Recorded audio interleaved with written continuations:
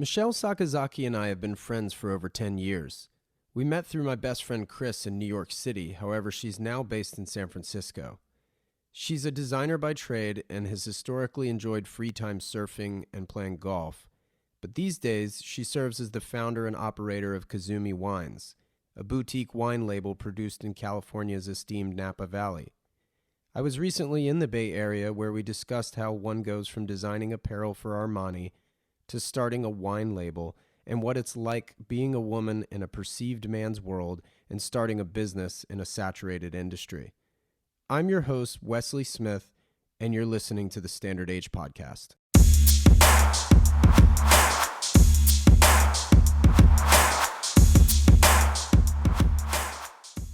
Michelle, welcome to the podcast. Thank you. Before we start, what are we drinking? We are drinking Kazumi Wines 2017 Sauvignon Blanc. Really, really refreshing. Love it. As far as the beginning, let's just start at the beginning. Okay. Tell me about where you're from. Where were you born? I was actually born here in California, in Sacramento. But then my parents, they grew up here, but after they met, they moved to Japan for work. And so I was born here, but I grew up in Tokyo. Okay. Yeah, and I went to an American school there. It's called ASIJ, American School in Japan. Really easy to remember.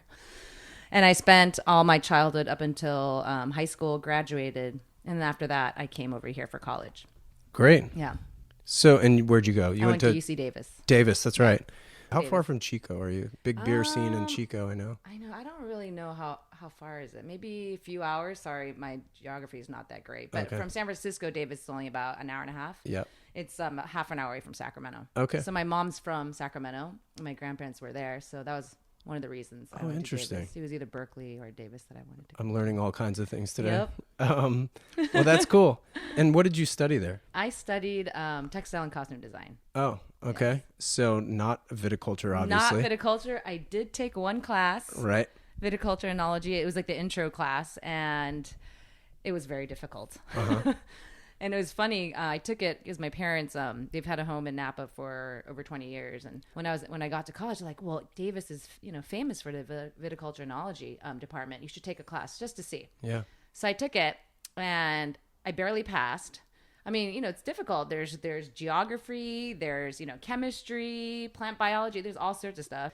And afterwards, I told them, it's like, you know what? I don't think you should ever go into the wine business.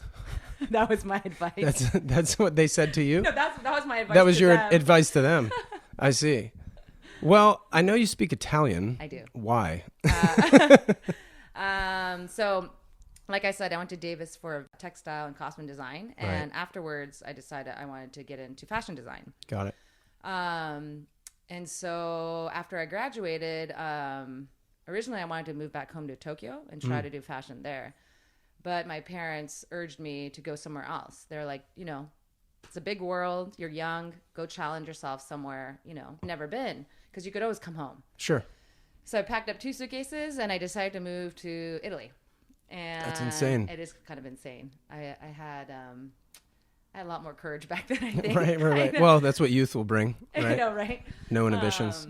And then, I learned the language there. I first took intensive language courses for about 6 months, and then tried to find work. But, it's difficult being a foreigner overseas. And finally decided I'd go back to grad school. So I got my master's in fashion design in Milan. In Milan. Yeah, In that was my Milan, next question, actually, is what city you were in. Cool. At the Marangoni Institute. And how long were you there, It was just technically? 1 year. Oh, just the 1 year? For the program. And then afterwards, I stayed on. I was lucky enough to get a job at Missoni. And I stayed on there for about 4 years. So altogether, I was in Italy about almost 6 years. Yeah. Yeah, so you were pretty well immersed then. There's sip breaks. So, folks, if you hear a pause, it's because we're enjoying this nice wine of hers. So then, how did you end up in New York City? So after about 6 years in Italy, I was just homesick. And so I decided, okay, I think it's time to move back to the U.S. And, I just knew that California, that's, where my family's from and most of my friends and relatives. But I figured, there isn't much here fashion-wise. Sure. So I decided I think New York would be a good, city to move to, where I wouldn't have as much of a culture shock, too. as well. Over there it's very international, more European, bigger Right. city. So yeah, I decided just to pack up my stuff again, move back, and yeah, got lucky enough to find a job at Armani Exchange. And you were there how long? I was there almost 3 years. 3. Yeah, Oh, I okay. didn't last very long Right. in New York. I don't know. I guess because I met you there, I guess Yeah. I just figured you had been there forever. Like, I mean, No. other than your stint, obviously, in Yeah, Italy and yeah, what yeah. have you. But yeah, it was for a couple years there knowing Chris, Yeah. it was more or less like, oh, well, you were just a permanent fixture in New York City. Yeah. Nope. Just And 3 then, years. no, yeah, just 3 years. Cool. Yeah. So tell me a little bit about your dad, Jack. Okay. My dad. He was in sports. Yes.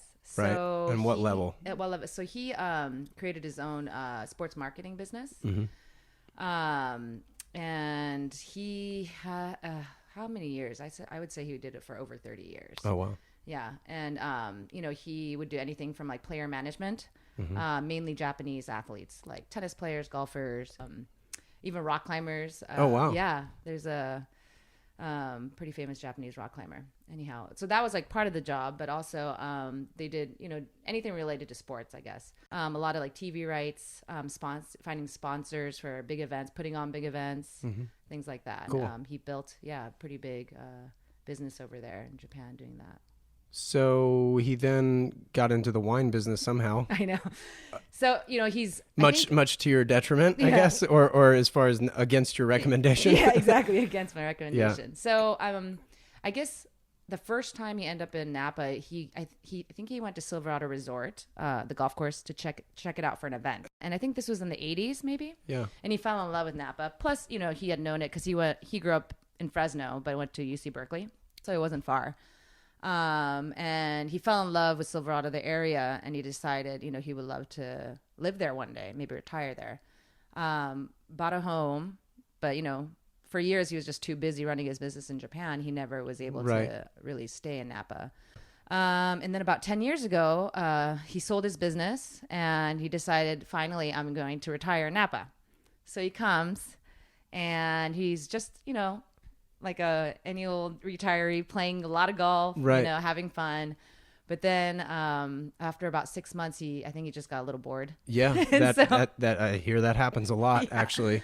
As fun as and- golf can be, Exactly. you get bored. I get bored.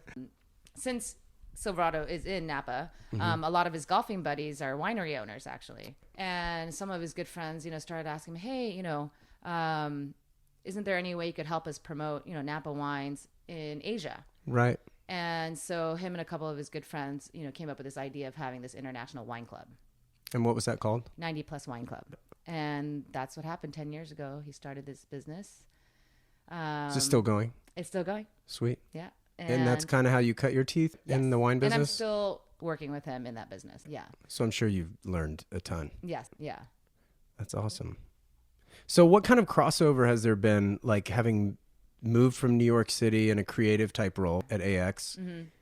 How does that translate to the wine industry, or does it? So in the beginning, I kind of struggled with it. I felt like I wanted a break from, Yeah. design in general, but I did miss the creative aspect of it. And that's where my own wine brand, Kazumi Wines, came into play. With that, I decided that I would start making my own wine. First, it was more just to learn a little bit more of that side of the wine business. Because, with the 90 Plus Wine Club, I was doing a lot of marketing and sales and things Right. like that. But I didn't really get to see the back, not the back room. Like but kind yeah. of the creation Yeah, the of creation the product part. as Yeah. opposed to the distribution. Exactly. So, that was part of my way of bringing, my kind of design creative side together with, what I was currently doing within the wine business. So when did Kazumi begin, technically? Technically, this is my fourth. I've just completed my fourth vintage of Oh, Sauvignon wow. Blanc. Yeah. Oh, okay. So 4 years ago. Yeah. And, part of it was kind of just luck. One of my good friends, her parents owns a vineyard in St. Helena in Napa. And they just happened to have some extra grapes, and they knew, like, I've had wine, made from their Sauvignon Blanc grapes before, and I really loved it. They knew that I've, always liked their grapes and their wine. And when they had that extra half ton of grapes, they said, hey, do you want to take the grapes and try making wine?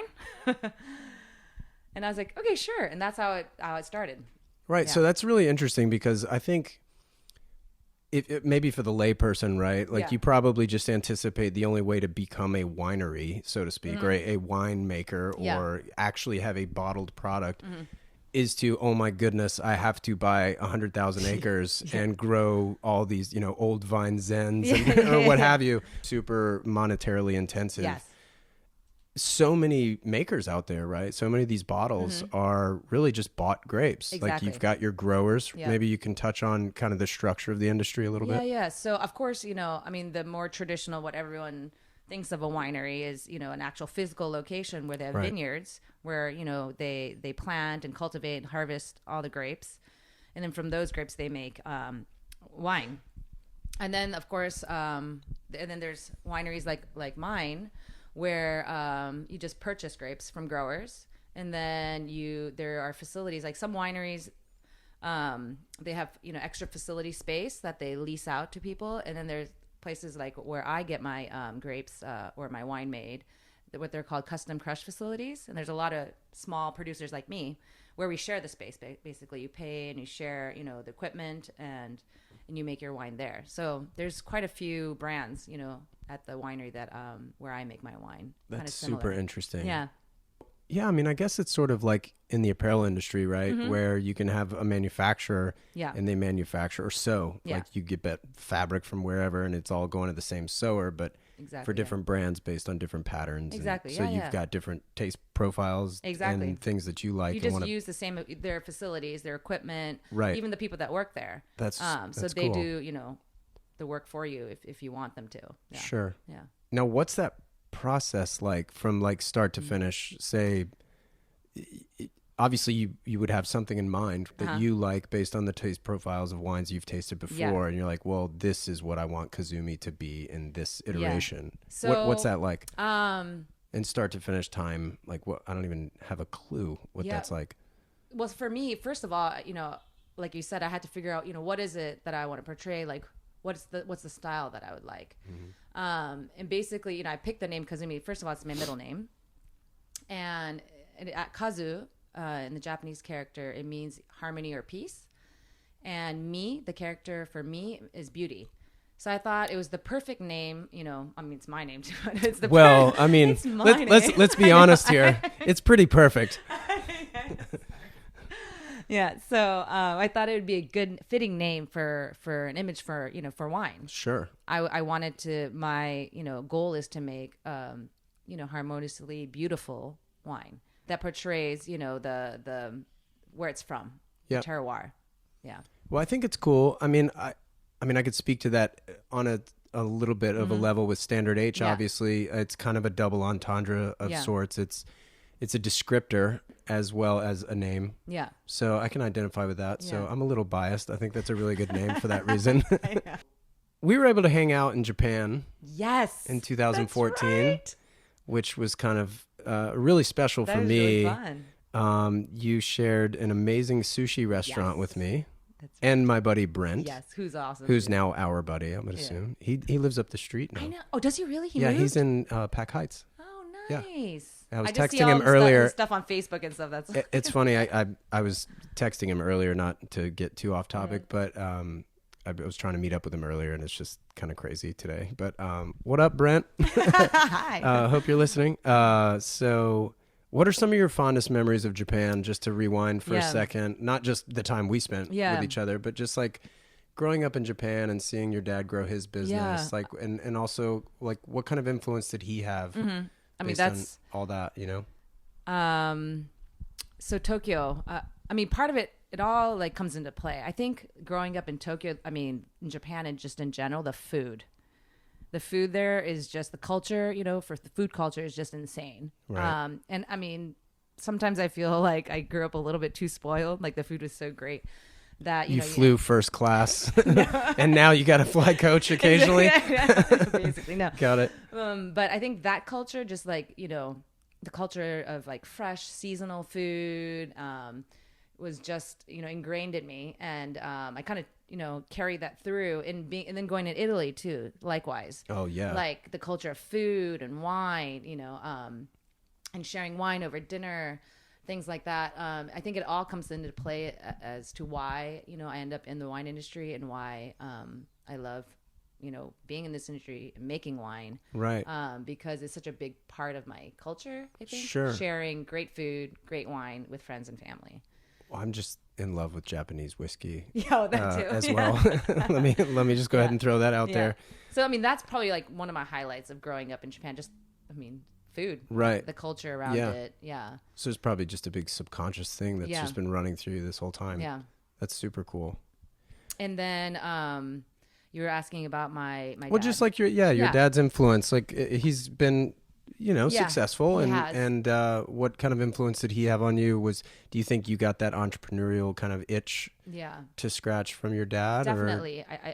And people say that I'm most similar to him personality wise than your sisters. Than my sisters. We butt heads a lot too. Right. We fight a lot. Well, that's when you're similar. Exactly.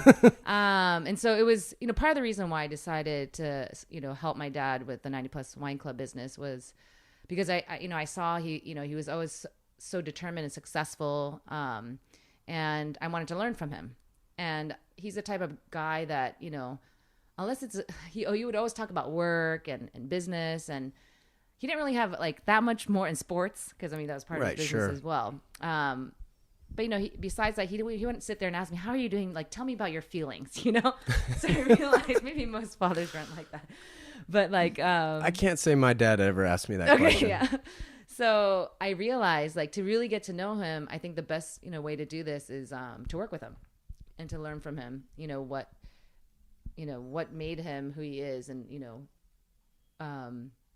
if some of that success could rub off on me. And, yeah, sure. I think being with him this last 9.5 years working with him, I never it has grown that side of me. Like I never thought that I would be an entrepreneur or anything like that. Right. But I think just being with him and watching him and moving with him, and working with him just kind of just led me that way. Yeah. Yeah, in this direction that was unexpected, but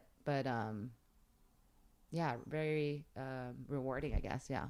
Well, so far, yeah. It's interesting because there's two sides, right, of that coin. That you have those who say never go into business with friends and family. Yeah. And then you've got folks that were like, oh man, I would only go into business with friends and family. Inherent trust, maybe. Totally. He watched you grow up. He made you who you are. Exactly. Maybe there's that basis of trust. Yeah. Clearly, obviously, you're probably more the latter camp, right? Yeah. Could you foresee Kazumi ever having been done with anybody other than your dad, or with his influence, or is the structure? No, probably not. I think he also kind of pushed me to do it. Oh, really? Yeah. Like this, I think it's time you could do this, because I was a little hesitant. I'm like, oh, I don't know. Seems a little early. I was a little nervous about everything. But he's the one who helped me. I guess, or pushed me to do it. So what made you feel it was early? I don't know. Because how many years were you in it? Like in the industry, 6 8 years? 6 years yeah, already. Yeah. Well, like the wine business, it's difficult, right? Right. Saturated. Saturated. And like you said, like the image is that you have to have a lot of money to be able to buy a winery and vineyards, and it's a big investment, sure. Right? Because at least for white wine, I could harvest and have a wine ready the next year. But for red wine, normally you have to wait at least 3, 4, 5 years before you could release a product, and it's quite a bit of an investment sure. to make. So I was a little nervous about that. I just needed a little bit of the encouragement, and he gave me that for sure. Him and my mother, of course. That's awesome. Yeah. I'm going to hit pause Yep. for just a second. Yes. Basically to share with everybody else, a couple of people who've made this episode possible. Passion Fine Jewelry in Solana Beach, California. It's an amazing store for all of you independent watch lovers out there. The owner, Tim Jackson, deep understanding of watchmaking and carries everything from Speedmaster, Roger W. Smith, Sarpaneva, Roman Gauthier, Gronfeld, Vianney Halter, many more. If you guys are ever in Southern California, please visit Passion Fine Jewelry. Make a special trip. Also, passionfinejewelry.com for more information. If you're ever in the area, it's worth the trip. Also, partnership with Clear Sound. I'm using their Flow over-ear hybrid noise-canceling headphones, and they are the most comfortable headphones I've ever used. They have 40-millimeter ironless drivers, hybrid noise-canceling technology, a built-in microphone. They're also strapped with Bluetooth wireless technology with 20 hours of playback. Lastly, the Clear Flow headphones fold up nicely and fit easily into their great zippered case that easily fits in the small backpack that I always have on the plane with me. You guys should definitely check them out at clearaudio.com. It's CLEER audio.com. All right, back to my conversation with Michelle. An important subject, actually, that I wanted to bring up with you. Being a woman in business these days, somewhat of a perceived man's world, right? Yeah. The wine business, or at least from my perspective. Yeah, definitely. I can only think of a couple, maybe. Kelly Fleming comes to mind. Trying to think of wine in our wine club. Yeah, 90 Plus Wine Club. Oh, yeah. Yeah, she's great. Yeah, she's awesome. And her winery is beautiful. Yeah, beautiful. If you've been. But as a woman in the business, right? How's that been for you? Like, what's that like? I don't know. I haven't really felt like the disparity, or I haven't really felt anything to be like, oh yeah, being a woman, it's hard in this business. That's awesome. Yeah, which is great, actually. And there's a lot of, great female winemakers out there. But like you said, it is true. There aren't I would say it is predominantly more, I guess, males in the industry. But yeah, I haven't felt it at all, which is great. That's awesome. Yeah. Yeah, I think that very fortunate, Yeah. Now, as far as being a Japanese woman Yes. and the history of Japan and the culture over there, I would imagine you're distributing to Japan as well. How's that culture shifted over the years, having grown up there, and spent so much time in Japan? What's that like? I have no visibility. You mean for women in general? Yeah, just general, or for wine, or? Well, both, sure. Japan's a little different. Yeah. Definitely. I mean, one cool thing that what I loved is, my dad, he built, the sports marketing business with my mother. Oh, I didn't know that. Yes. That's so cool. Yeah, it's really cool. And at the end, he was the president and CEO and she was the CFO. And, you always felt it, growing up there, women are a little bit more submissive. Right. I mean, that's the stereotype, right? And it's true. But one cool thing for me, I had a great role model, my mother, growing up, because, she was a boss too. Right. And, seeing that, I think, that it was amazing. It was inspiring for me, because you didn't really see it very often in Japan at the time. So that's really cool. You had two role models, and they were not only just two people of different sexes, but, oh, by the way, they happened to birth you together. Exactly. Yeah. You know what I mean? Like that male and female counterpart to be role models for you. That's really intriguing. I had no idea they were that dynamic duo. Yeah. So I felt like I was really fortunate seeing that. She was, she's still strong, but she was very strong too. And I think both my sisters and I, we were raised to be strong, independent women because of that. That's awesome. Yeah. She looks so sweet in her photos. I know, she's so tiny. And she is sweet and tiny, but she's strong. That's awesome. Yeah. That's so cool. Yeah. As I've sort of mentioned, I have no idea what it's like starting a wine business. Yeah. What kind of insights can you provide to, the winos out there who think they can do the same, or want to do the same, or think they want to do the same? Mm-hmm. Is there any advice you would give these people? Advice. Maybe jump off points, where to start. Yeah, I would do what to research. Yeah, what books to read. Well, I took some courses, which I highly recommend. They're called the Wine and Spirit Education Trust. Cool. And they have from level 1 all the way to level 4. Level 1 meaning, for anybody, a beginner. And you don't have to be a sommelier, to have a certification. You could go through that. And I think those are some good classes to start with. Just so you educate yourself what's out there, not just here locally, but, around the world. You have to know, wines of the world, basically, if you want to get into the business. So research, that's the biggest main thing. Know what's out there, price points, And then also just for yourself, what do you like? What do you like about a wine? Why do you want to make the wine? It is part of it for me was because I love to drink it. Sure. And it's nice to have something of my own. And I wanted to make something that I could, drink with my friends, my family. Right. That I thought would go well with Japanese food, things like that. So research, is definitely huge. And then second, I don't know. Let's see. Yeah, and just to know your market. Like right now, Napa, it's Cab has always been king. And of course, I'm coming out with a new Cabernet soon. But oh, cool. Look Yeah. at the market. Does the market really need another Cabernet? Sure. I don't know. And how could you make yourself different from what's out there already? 100%. Yeah. Yeah. So. And know that it's always going to cost way more than you think. There's so many parallels with the apparel industry. Yeah, I'm hearing. Exactly. High intensity of capital going into it. How do you differentiate yourself? Exactly. Things of that nature. Yeah. As far as the education is concerned, do you basically say you need to know the world's wines for just comparison reasons? Kind of knowing what you're up against? Yes. Studying the competition? You have to study the competition. Sure. Not just local, U.S., California. You have to know what's out there and what's being imported. Right. And know what you're up against. Yeah. So I hear about things like, it was aged in steel versus it's aged in oak, French oak, what have you, whatever the material is for barrels. Yeah. What's the difference, really? Well, for instance, my white wine, the one we're drinking right now, the Sauvignon Blanc, it's not really aged because I guess 6 months it kind of rusts. But this one is resting in a neutral French oak, meaning it's a used oak barrel. Mm-hmm.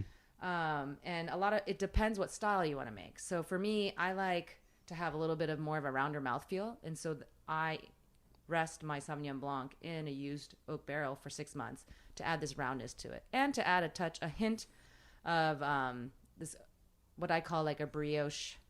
Oh. Yeah, brioche flavor, aroma to the wine. I don't know anybody that doesn't like brioche. Right? And if you do, you're not a friend of mine. Yeah. But then other people might prefer to have a white wine that's more crisp, and easier to drink, crisp, light. Then you would go and say, okay, I'm going to, rest it in stainless steel or concrete, Concrete? But yeah, concrete also adds a little bit of mouthfeel as well. There's concrete eggs that are used pretty commonly right now. Interesting. Yeah, for aging or resting, aging white wines, not just white, but red as well. So there's, all these different vessels that you could use, and people use it for, various reasons. Yeah. Yeah. That's super cool. Mm-hmm. You mentioned your cab. Yeah. Let's talk about it. Yeah. When's it coming out? What's it like? Yeah. I haven't had it. No, it's because it's not released yet. It's coming out. That's a good reason. Yeah. April 27th, I'm having a release party, which I know you can't make, unfortunately. It's sad, I know. It'll be up in Napa, and that's when I'm debuting my Kazumi Cabernet Sauvignon. It'll be the 2016 vintage. It's the grapes are from Oakville, Napa Valley. And like a lot of the business, like I said, my Sauvignon Blanc I get from my friend's, parents' vineyard. This vineyard as well is from my dad's, one of his best friends. They manage and own the vineyard, so I'm getting the grapes from them. That's awesome. Yeah, really excited about it. So are they a grower, or yes, do they have their own wine as well? And they have their own wine as well too. Now, what kind of blend are we talking here? It's going to be 100% Cabernet Sauvignon. 100%? 100%. Oh, wow. Yeah. Is that often in Napa? In Napa, it's 100%. Yeah. Okay. Yeah. I mean, a lot of cabs are blended, but it is pretty common to see 100% Cabernet Sauvignon from Napa. Very cool. Yeah. A little bit back to the business side. Mm-hmm. What's been, say, the hardest part, or something that was like unforeseeably hard? And maybe what was something easier than you anticipated? Like, oh, wow, like I really wanted to do that and I did it. What was really hard for Kazumi Wines, or just the wine? Sure, industry? For Kazumi, yeah. Like if for somebody who wants to start their own business, right, doing, wine, what would you have said that was really, really difficult that you thought was going to be easier, and vice versa? Is there anything that comes to mind? I mean, nothing really comes to mind about that it was really hard. At least for Kazumi. I know I was going to say for the 90 Plus Wine Club, what was really hard is working with my dad. Oh, yeah. Just personalities? Personalities. Yeah. I think a lot of times, it is personalities. Yeah. Right? We clashed a lot in the beginning. Right. So it was hard to just, for us to find our rhythm until we were at a point where we could, work smoothly together without fighting. Now, was that choosing the wines in which to distribute, or was that distribution tactics, marketing tactics? No, I think it's just more just because he's my father, like the father-daughter relationship, right? Like, no, whatever you say, no, you're my little kid. Like, you don't understand. Right. You know, you're not my partner exactly in this, even though you're my partner in this. Yeah. Right. Yeah, I could see how that. So, I mean, that's probably in any business, the most challenging is working personalities, I guess, working with people, personalities. Oh, for sure. Yeah. Yeah. And the easiest, or what, something that I thought was easier was just starting to make wine. Like, just buy it, and then it just started happening, and it was a lot easier than I thought. Yeah. Interesting. I know. Because I told you I was nervous about it. I was nervous about starting my own wine brand. Just really feeling kind of unsure about everything. But once you just get the ball rolling, I was like, oh, I'm doing it. I'm making wine now, and wow, it tastes good. And so, what's that process though? Because I don't know, I'm a sucker for details. Mm-hmm. You buy the grapes. Yes. You have to get them to the maker. Yes, to the winery. Who's responsible for transporting the grapes? Oh, to usually the grower. The grower does? It depends on the contract, but yeah, usually the grower will deliver it to the winery for you. Okay. Yeah. And then as just like a thank you for buying. Or I guess or that's just how it it's works. structured. Yeah, structured. Or I mean, if they say you have to deliver yourself, then you go with your pickup truck or whatever, and you go pick it up. But you have the grapes delivered, and then you have them processed. So for white wine, the grapes come in, they get weighed, and then it goes into a press. Then you press all the juice out. So historically, that's where stomping the grapes comes from? I don't stop. I've never done that, actually. I haven't either. Really? But there's places you can do that. Like up in Napa, I know Piguet, like my Piguet Province Winery, they have like for their wine club members, they have it during harvest time. I think the summertime maybe, where you actually like have like a grape stomp competition. It's kind of cute. I can't believe you've never done that before. No. That's insane. Yeah. You should do it for Kazumi. Yeah. Well, you don't want to touch your grapes with your feet. But another thing is, I use a bladder press, which is a very gentle way of extracting juice. And I have a feeling using a feet might be a little bit more rough. Too harsh. Yeah, too harsh. Yeah. So if I'm using... It's a lot more work. for sure. It takes longer, I'm sure. Now, as far as the actual pressing goes, can you damage the wine the same way they like when you put ice and you shake liquor, they say you can bruise the liquor. Oh, totally. Right? Is that kind of similar with wine, I would imagine, in the pressing process? Exactly. So if you we use the gentlest process for pressing the white wine, because you don't want too much astringency. If you press it, if it's a harsh, it sounds weird to say harsh press, but you might get too much of breakage in the seeds, or unwanted astringent flavors from like the stems, things like that. Cool. Yeah, I mean that same goes for red wine as well. You touched on pricing. Yes. As being obviously an aspect of starting the business and running the business. I don't know if I don't know the pricing structure. I mean, obviously margins in the apparel industry are anywhere from very little to super high. Yeah, yeah. So how does that, I mean, what's traditional for the industry? Is it like I think it would be the industry for industry. apparel? Yeah. I think it would be. There's like wholesale distribution, exactly. 2.5 or whatever it is. Yeah. Interesting. Quite similar. But I know that, a lot of the smaller boutique wineries, they might not follow that structure. Because of more direct-to-consumer type of distribution? Yeah. And I mean, that kind of goes for me, too. Everything pretty much is sold direct. Your DTC. So my cost a little bit, my margin's a little smaller than a bigger winery that produces, tens of hundreds of thousands. Right, volume. Of cases. Yeah. Yep. Yeah. That's cool. Yeah. I mean, that's, if you're thinking maybe eventually if you're growing and you're making bigger production and you do want to get it out into more of a mass, to the mass public, then you would probably change your pricing structure. But yeah, I'm sure it's the same for apparel too. Smaller boutiques or smaller brands might have smaller margins just so they can make their wines more accessible. Right? Sure. Yeah, absolutely. Mm-hmm. So from a distribution standpoint, like what are you looking at? Always through the website? Or are you partnering with any big box stores ever? Is that even a goal of yours? Yeah, probably not at the moment. No, just because my production is so small. Right. I think it would be word of mouth through friends, friends, family, through my wine club business, in Asia. Sure. I get a good amount of sales from that. And then eventually I would like to get into restaurants, maybe hotels, things like that. But I don't know if I would ever get into retail really. Right. Yeah. Interesting. Yeah. That's Just cool. depends. Yeah. But the quantities are so small right now that, So what kind of quantities are, like, if you were to compare yourself to certain people, right? Like how many cases did you produce last year versus whoever? So Trefethen or, I don't know about Trefethen, but or just anybody that maybe we would have heard of, or so Opus One, Camus, whatever. Opus One is huge. Yeah. So I only produced last year the 2017 vintage Sauvignon Blanc. I only produced 50 cases. That's it. Wow. 600 bottles, and that's the same with my Cabernet. Yeah. 50 cases, 600 bottles. But 2018 Sauvignon Blanc, I doubled my production. Nice. To 100 cases, still not very much. And about 1,200 bottles. Whereas a lot of, the boutique wineries in Napa, they could range anywhere from like 1,000 to like 10,000 cases. Wow. So this is very synonymous with like an independent watchmaker, where they're making 36, 50, 100 watches a year versus say a million, like Rolex. I mean, for me, this is what I could handle right now. Right. But yeah, like you said, maybe I think eventually I would like to increase my production. It'll probably never be more than 1,000 cases though annually. Yeah. No, it's primarily just you, right, at the helm? Yeah. That's amazing. And I have a friend who's a winemaker as well who helps me, Cale Anderson. Right. He used to be the winemaker at Paul Meyer, Cliff Leedy. He went to UC Davis. I actually know his wife from Davis. Oh, no kidding. Really cool. Yeah. That's cool.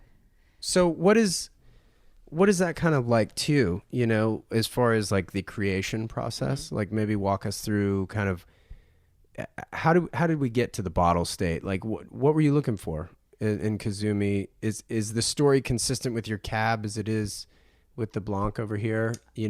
Pretty much, yeah.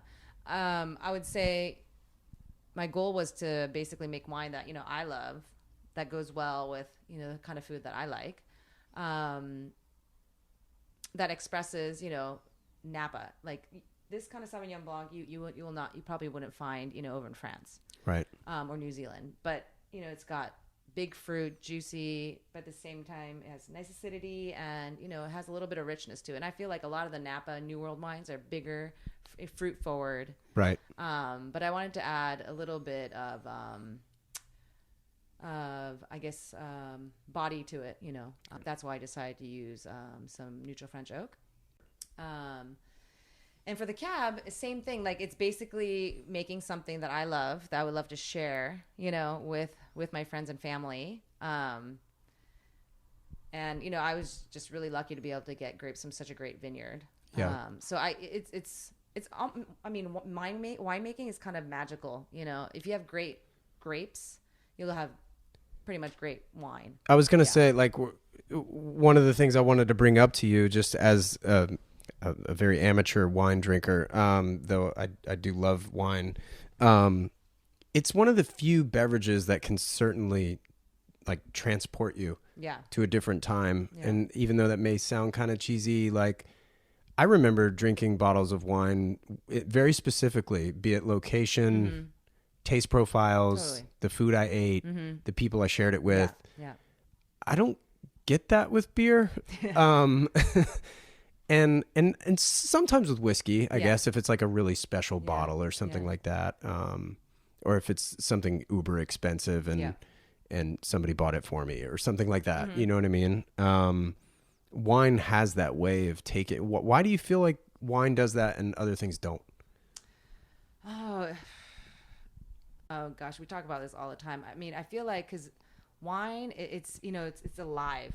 It's always evolving as well. Whereas I don't know, maybe with beer too, it's the same. I don't really drink that much beer. So I haven't really laid know. A beer down for 10 exactly. years and drank it. But whiskey, I think the same could apply for whiskey. But the fact that it does evolve and it does change over time, right there's a story to it. And I think that's what makes, wine so exciting. Like you open a bottle now, you buy a case of wine, you open one now, you open one 6 months from now, and then you open one 2 years from now, and it changes and it evolves. And that right there is a conversation starter.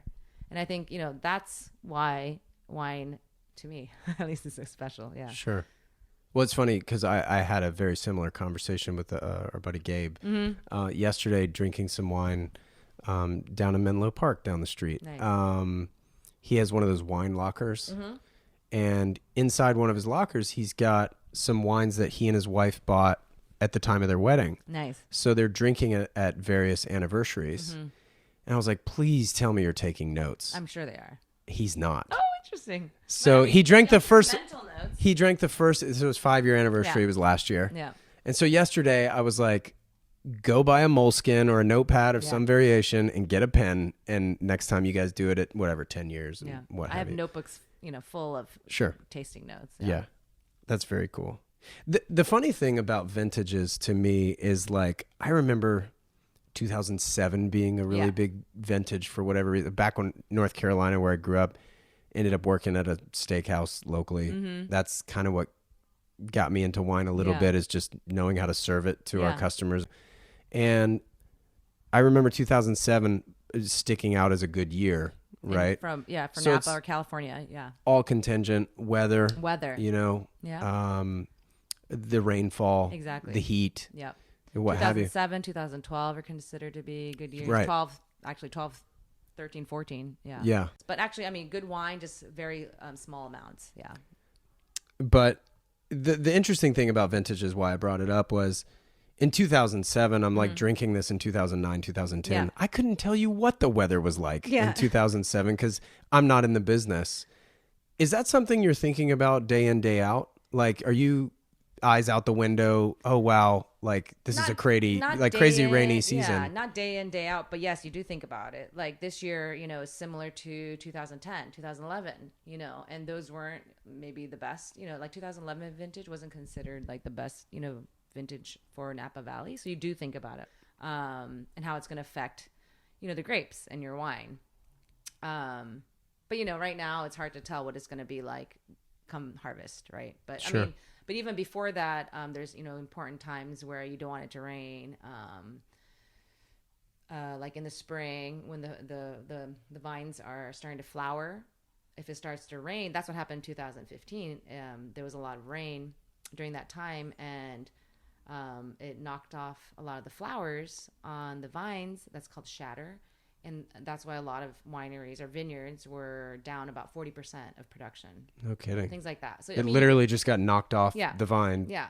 So, there are things you have to think about throughout the year. Yeah. That's really Weather interesting. is a big thing. And not just that, fires. So going last back year, to the wildfire, 2017. Yeah. It was crazy. So I was up in Napa when it happened. I was with my mother.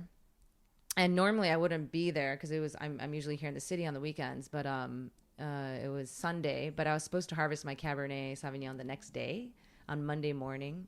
So I went up to Napa on Sunday and hung out with her, and then that's when the wildfires broke out. And I couldn't pick my grapes for a week because the fires were roads were blocked, like people couldn't get up there. We couldn't get pickers up there.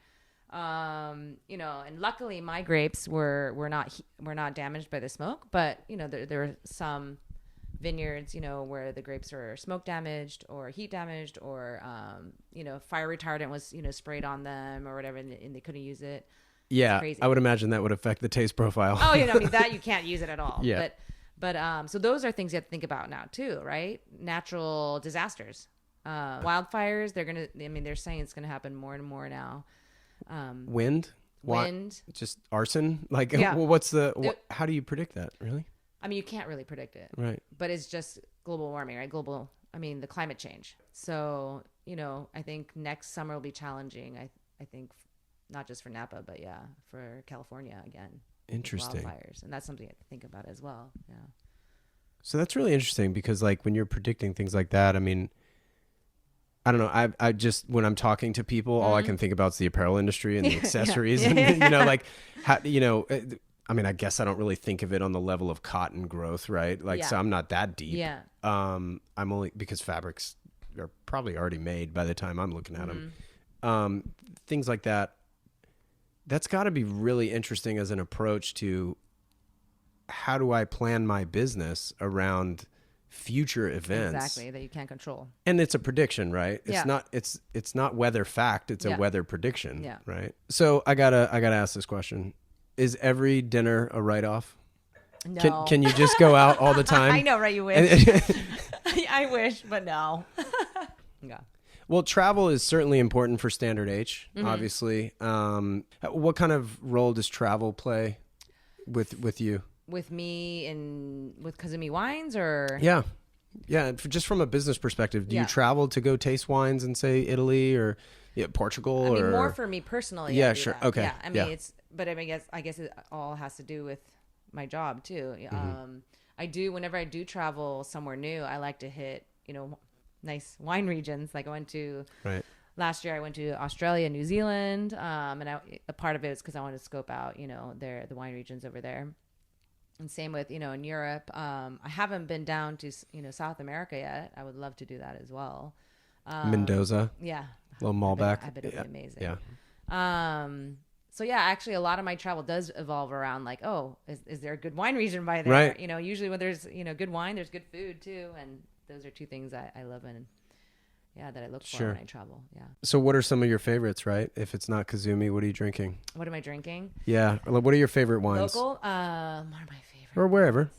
Start with local. Start with local. Gosh, so many out there. I feel like I have to give some shout outs to friends. Do it. I know. Well, I mean, I love Piguet Province Winery. Family's a good friend of mine as well. But they've been around for over 30 years, but always great quality. And I think at a good price point as well. Their Sauvignon Blanc is amazing. I love their Cabernet Franc, Cabernet Sauvignon. Some smaller producers that people might not know. There's this one producer called Coho, Coho. Only red wines, but everything he makes, Gary Lip is one of the owners, is just divine. Yeah. Great Pinot Noir, Merlot. They're Napa. Napa. These are all, Napa. So what makes him great? For me, I think it's just a wine that has balance and complexity, something that, kind of makes you go, like write notes, continuous notes about that. And also has a good price point. Right. There's a lot of great wine out there, but, I can't pay $400, a bottle. I mean, Napa, too, is known for being pretty pricey. Exactly. For those who don't know Napa wines very well, or even wine at all. Yeah. What's the average price? What's considered expensive in the Valley versus, say, like what's cheap for Napa? For Napa. Yeah. So Napa is going to be on the highest, probably the higher price range, for the country. Sure. So cheaper, you could find, I think, pretty good, white wines from in the $20 range. I mean, that for some people might already be too much. And then red wines, it depends what varietal it is, but I would say, anywhere 20 to 50 is kind of the lower. And that's pretty high for, the average consumer. And then the high end goes from 100, 75 all the way up to sky's the limit. Yeah. Yeah. Yeah. So obviously you're living in San Francisco and have been for 7 years. Yeah. What's life like? Yeah. So, I usually go I go to Napa every week. But since my parents live up there and have a home up there, I stay with them instead of having to commute, which is great. It's awesome. So I'm usually up there half the week, and then the rest I'm here in the city and I just work from home when I'm here in San Francisco. Now, are you into the web design? Are you into any of that stuff that's outsourced? No. You got a designer. How's your website work? That I just did on my own. Oh, cool. Yeah. And sweet. just as for Kazumi Wines, the label, I designed the artwork. I did the watercolor painting. No kidding. I didn't know that. Yeah, I did. That's awesome. So that's going back to that question from before. I was able to use kind of my creative side, mix it with my wine knowledge Sure. for the packaging. And because I worked in design, I think it's important to have great packaging. spend a little bit more, put a little bit more attention to the details. So yeah, that all I did on my own. That's Yeah. cool. Mhm. Yeah, I didn't know that. So 3 days out there, 4 Yeah. days, come back here, Yeah. email central. Exactly. Yeah. Killer view, by the way. Headquarters here. Yeah, we're here in her apartment, by the way, which has a pull-up bar in the doorway, which is awesome. Got to keep it healthy. Yep. And a great view of the bay, frankly. Playing any golf lately? No, I haven't. No That's the golf. one. It's hard, trying to run family business, my own business. I haven't Wait, found the come time. on, you don't have enough to do? I know exactly. Like I haven't really, and then I have a new puppy now, Right. Which he takes up a lot of my time. Sure, you're so a parent. I am a parent now. Yeah. Right. So I haven't really been golfing. Not recently. That's cool. Unfortunately. Yeah. Well, is there anything else you wanted to add? Anything else you got going on? I have a new project on the way, but I can't really say much about it. It is Okay. wine related. All right. So that's exciting. Another new project. So maybe we'll post it to the Instagram story when available. Exactly. Something like that. Yeah. That way it doesn't get missed. Yeah. Awesome. Michelle, this has been fantastic. I learned a lot today. Did you? How'd Yeah, you know? I did. Actually, I learned a ton today. Okay, great. I feel like I didn't know you at all before. But thank you for taking the time. Thanks. This It's is been great. fun. Yeah. Cool. Well, right. until next time. Okay. Cheers. All right. Cheers. I'd like to thank Michelle one more time for having me over and taking the time to chat with me about her experience. It's truly special to see a good friend succeed and launch a business that she truly loves and enjoys. That's kind of what this podcast is really about, is chatting with these people that found a way to do what they love, and hopefully it'll encourage others to do the same and follow their passions. Please help the podcast by subscribing as well as rating the podcast. And of course, feel free to forward links to friends who may enjoy listening as well. As always, thank you so much for listening, and we'll catch you next week.